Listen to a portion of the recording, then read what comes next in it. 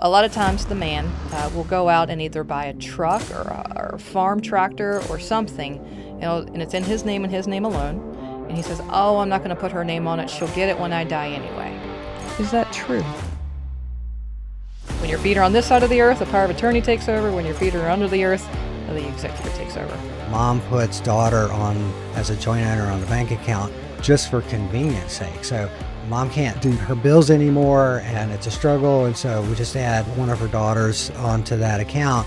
Well, she has 6 kids, and when she passes away, legally that bank account belongs to that particular daughter. The rumors are that if you don't have a will and you die, then the state of Virginia, for instance, confiscates all those assets, and that's not true. So many people complain of how difficult and hard this is, but my mom knew very well, and this has been really easy.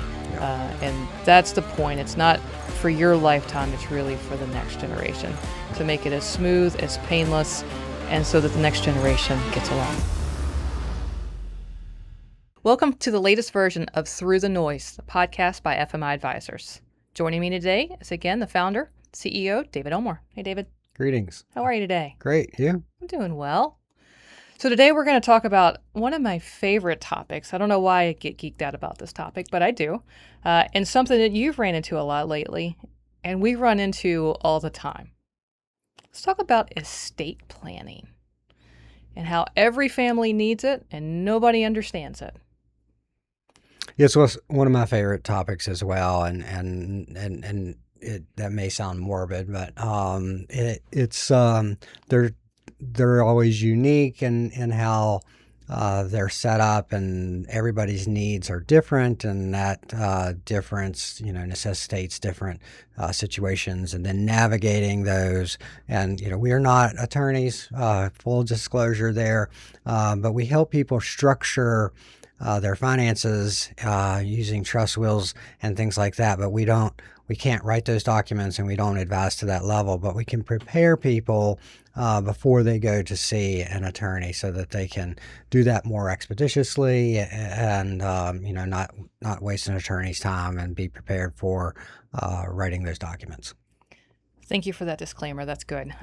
So we're going to try and, this is a lot to talk about, and so we're going to try and break this apart a little bit. Okay. We're going to talk about different types of documents, when they're useful, maybe some mistakes that we've seen. So let's start with one of the harder ones. Who needs a will? Actually, let me just start there. Who needs a will? Everybody needs a will. What is a will? So a will is I've got all this stuff that I've accumulated in my life, and the will simply states, from a legal standpoint, what do I want done with all my stuff? And that will, it's very important that the original copy, the one that's originally signed, is the one that you take to probate. But essentially, it is it's instructions to your successor as to what you want done with your stuff. So everybody needs a will, regardless of whether you have a trust or not. Everybody needs a will. All right. So you said a word in there. I want you to clarify, if you don't mind. What is probate? Yeah, probate is a can of worms. So yeah, we can talk a half hour on that. So you have a will, and that gives instructions to your successor, your administrator, your executor. And the legal teeth to that is you take that, let's say the executor takes the will to the court, the local court, whatever it is, whether it's a city or county, and they probate it. And that they give the will to the clerk of the court, and the clerk of the court will then, I like to say, will knight the executor. So now the executor has the power to execute the will, has authority to perform the duties and functions of for the estate on behalf of the decedent. But the court still has oversight, and there's accountability. The administrator, executor has accountability back to the court. They have certain deadlines and certain filings that they have to report and perform under, and until the will is fully executed, until all of the stuff has been done with whatever the decedent wanted, and they take their final report back to the court, and the court says, okay, it looks like you've done a good job. You've executed this will properly, and it's closed. So that's the probate process. Okay. So a couple pieces. So the will is for a living person when they leave this earth and they die. It's where does their stuff go? And that's specifically what's spelled out in the will. That will, is that a private or public process? Yeah, so a lot of, there's famous cases on this, like Jacqueline Onassis Kennedy. She didn't have a trust, she had a will, and so her will became a public record, and so did all of the things that she owned became a matter of public record. And so that sometimes gets people. So a will is a public document, and once it's submitted to the court, it becomes a public document, and then the inventory of that will and then the final accounting of that will is all a matter of public record. And that bothers people, but the reality of it is, unless you're in the press or unless you're a famous person, nobody's really ever going to care or look at that. But that does bother people. And so the only way to avoid probate the only way to avoid probate is to have a trust. And to me, it's not that big a deal. Some people talk about the cost of probate, which we don't think is that much, but specifically, it's $1 for every $1,000, so, or 10 cents, I think. So $1 for every $1,000 that goes through the estate process.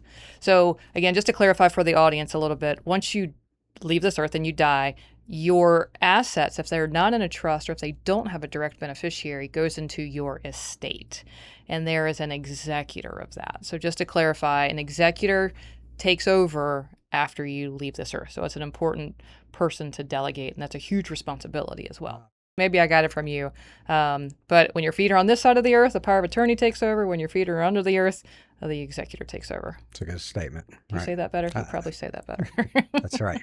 But yeah, too many times people think their power of attorney will carry on past their life. But if you have the power of attorney for somebody, that ends when that person ends. That is correct.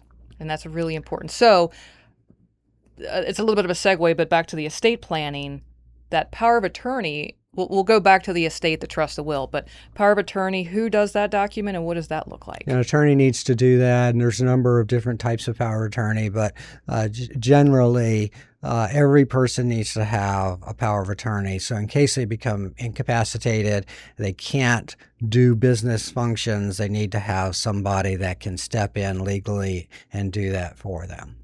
Is that financial? Is that medical? Yeah, so it's two different documents. A power of attorney is typically financial, and then there's a medical directive. There's a number of other names for that document, but everybody needs all three of the ones that we talked about, a will, power of attorney, and a medical directive. Good job. I agree with all that. And they don't have to be the same person. You can have a different person as the executor of your will, which is different than your current power of attorney, which is different, typically is very different than the medical directive. Which is a very powerful, these are all very powerful documents. So I tell people you better trust them with your life. Yeah. And you need to keep them updated because life changes. Yeah. So actually, here's a good question. With the executor of a will, who should that be? Should it be a family member? Should it be an attorney? Can it be somebody out of state? Yeah, great question. So I say it like this. It can be one of three people. It can be a person, which is a family member or a friend.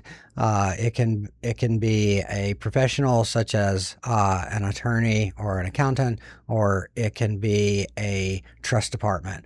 And they're in that order. Our preference is a person, whether it's a family member or a friend. We like family members. We prefer kids to be the executor, but sometimes that just doesn't work out too well. But they would have your best interest. Nobody knows you better than your family, and nobody's going to care about the rest of the family like your family. The second would be an attorney, and he or she is going to, or an accountant, he or she is going to understand the legal processes and get the job done, but they don't necessarily know you that well, and they don't necessarily know your family. And then the worst is a trust department, and again, that's even going to be more impersonal, but they'll get the job done. They're also probably going to be the most expensive. And I believe that we have the ability to do that at LPL. We do. Through the private trust company, we can be a corporate trustee. Again, usually try to go the family or friend route first to be more personal, but we do have that ability to be a corporate trustee. Right. Okay, let's go back to probate. I don't want anybody to know what I have. What things can I do to avoid that? So oftentimes the next step in complexity is a living trust or a revocable trust. And one of the confusing things is, well, that's going to save money on taxes. It has absolutely nothing to do with taxes. It has to do with this transfer of assets. And so if someone has a living trust, then they fund the trust. In other words, they transfer their assets to the trust. When the person dies, they don't own those assets. The trust owns the assets. And there's lots of nuances. I'm kind of skipping over a lot of steps there. But since the decedent didn't own the assets, the trust did, then it does not have to be probated. And so therefore, instead of the will kicking in, the terms of the trust kick in. And so there's where the trust would say, this is what I want done with my stuff. And so the trust will dictate that. And so instead of an executor, the trustee is the person that's in charge, which sounds great. You avoid probate, you avoid the public record, you avoid probate tax, but it's not a panacea. There's problems with that too. Most notably, as I just kind of alluded, you don't have the court oversight there. And so you're at the mercy of the trustworthiness of the trustee, and there's absolutely no oversight as to what's going on, which is usually fine, but just to put that caveat there. How long can a trust go for? Well, there's rules against perpetuity, as they say, but a trust can generally go on quite long, 40 years or something. I think it's the longest.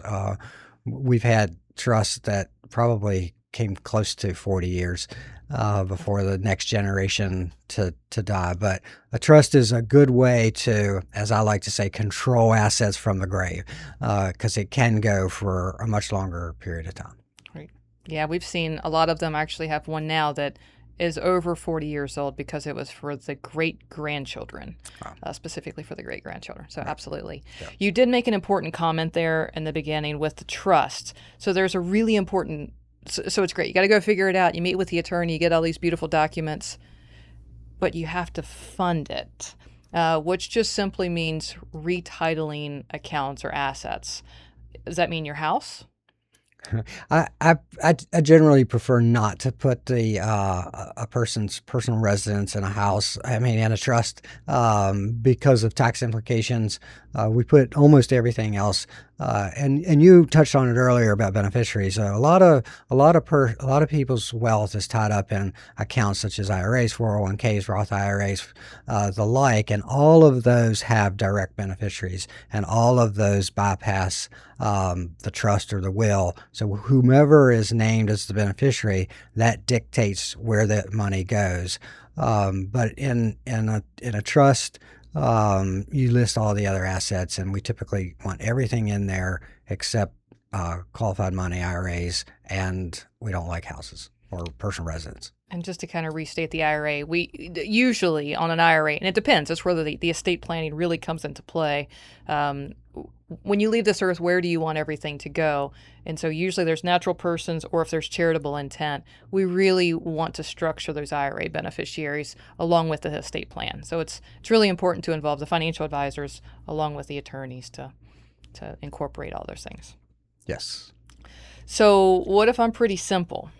I don't want to trust. I've just got a couple things, a couple kids, and they get everything. Can I just list them as beneficiaries? Yes, and so even though everybody should have a will, back to that original question, it could be that your the structure of your assets are such that in our locality, if an estate is valued under $75,000, you do a small estate affidavit and it's not probated. And how can you get to that point? I believe is your question. And if all of your assets are in an IRA or 401k, you have direct beneficiaries on that. But also, if you have non-IRA assets like a bank account, you can put a TOD or transfer on death, and that stands as a beneficiary. And so those assets go directly to whomever you listed as the TOD, also then not probatable. And so theoretically, you can, and we call it a poor man's trust and or a poor man's will, and that it's not derogatory. It just it bypasses probate. It bypasses the public record and the probate tax. All right. So you mentioned where we live. So we're in Augusta County, Virginia. It's a small town. There's farms all around.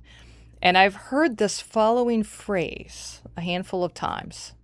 And let me see if you can confirm or deny it.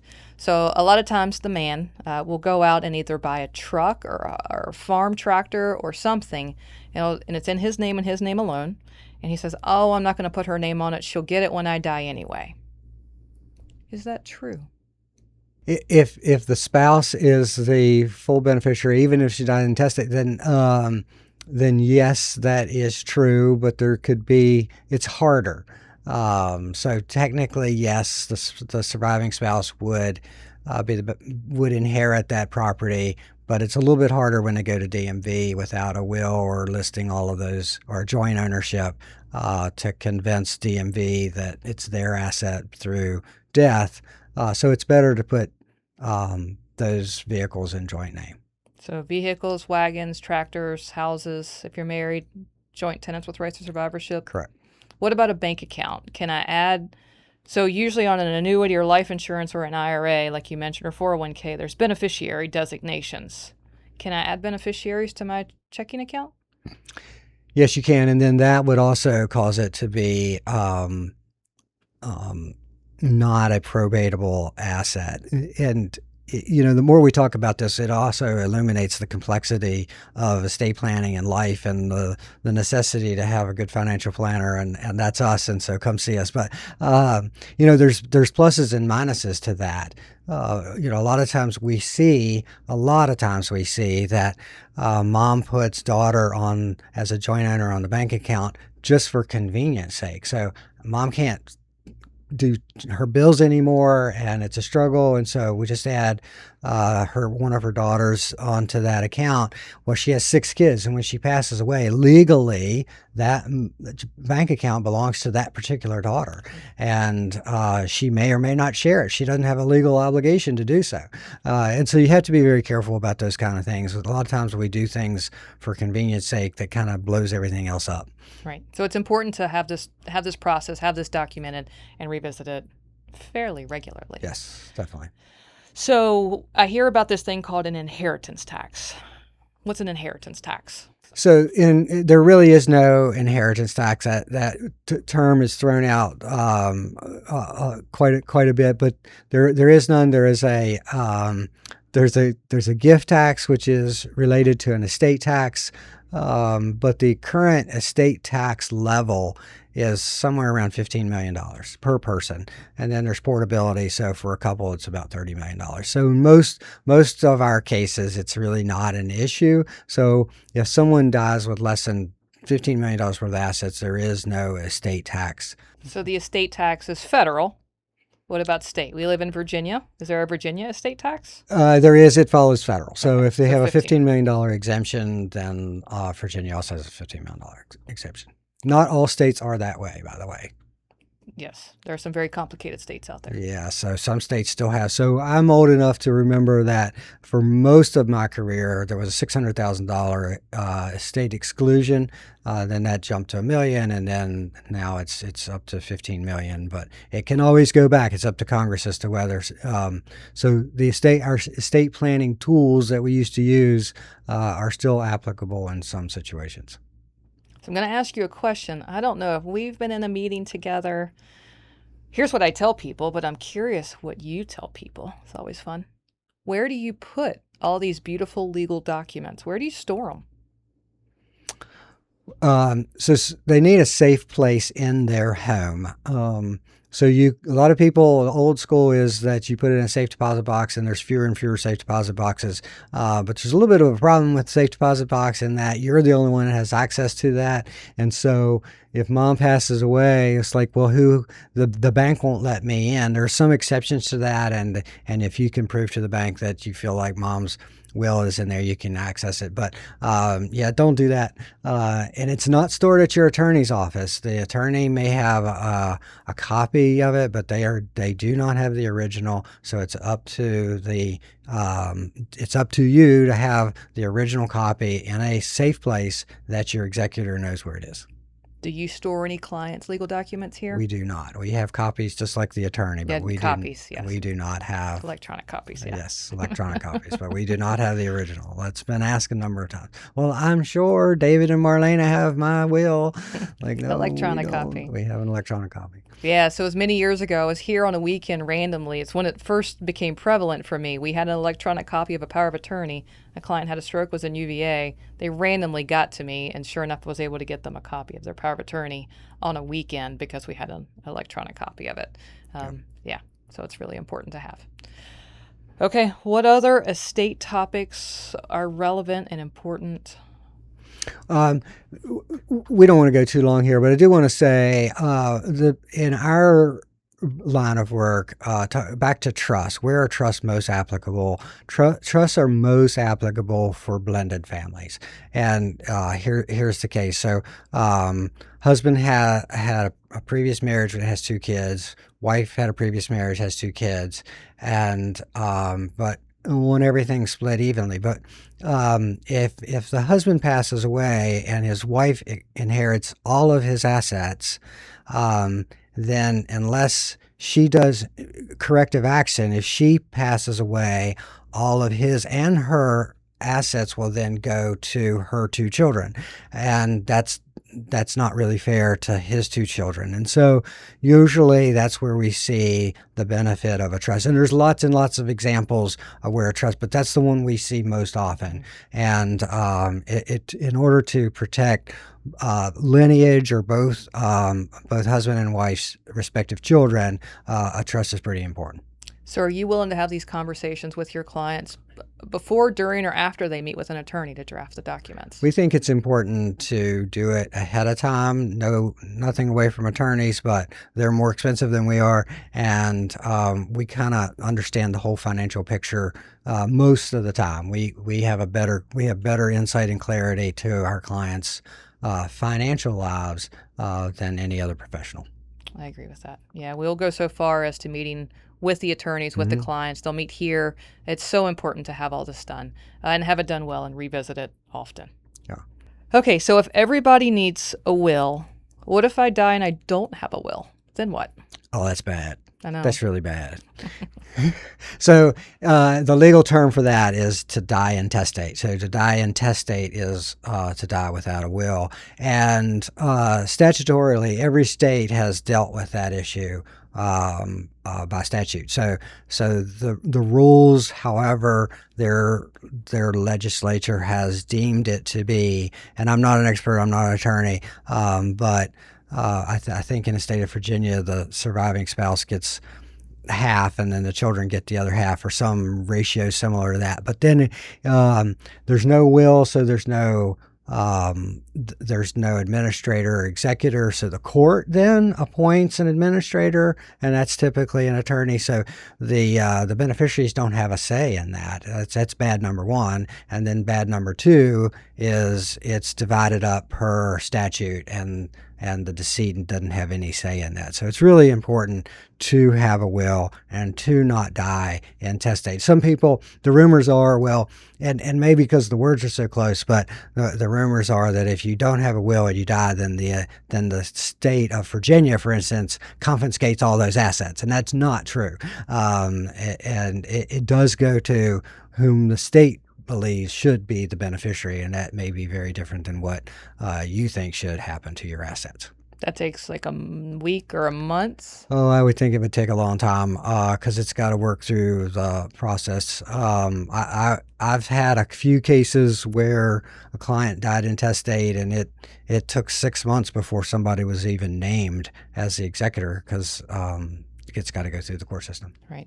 So actually, that brings up a good point. When you die, even with a will, and it goes through the estate process, it usually takes a year for beneficiaries to get their whatever is coming due to them. And the reason for that is there's a statute of limitation. Creditors have up to a year to bring to come after the estate for any kind of outstanding balance, and so that typically needs to clear before distribution to the beneficiaries. Right.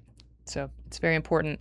I had a meeting with a lady yesterday, actually, and her mom has gone through the full estate process. She understood it very well, the mom did, and she had a trust. And the daughter said, oh, so many people complain of how difficult and hard this is, but my mom knew very well, and this has been really easy. Yeah. And that's the point. It's not for your lifetime. It's really for the next generation to make it as smooth, as painless, and so that the next generation gets along, actually. Right. Afterwards. Very important. Yep. Thank you for that. So we'll have 12 more of these podcasts on estate planning and trust. Right, after this, absolutely. Well, thank you for your time today. Thank you for joining us. Feel free to reach out if you have any questions, and I'm sure we'll circle back with more topics soon. Have a great day. Thanks, everybody. The opinions voiced in this podcast are for general information only and are not intended to provide specific advice or recommendations for any individual. To determine which strategies or investments may be suitable for you, consult the appropriate qualified professional prior to making a decision.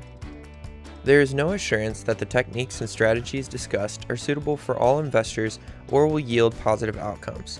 The purchase of certain securities may be required to affect some of the strategies. Investing involves risks, including possible loss of principal. Individual tax and legal matters should be discussed with your tax or legal professional. Securities and advisory services offered through LPL Financial, a registered investment advisor. Member FINRA, SIPC.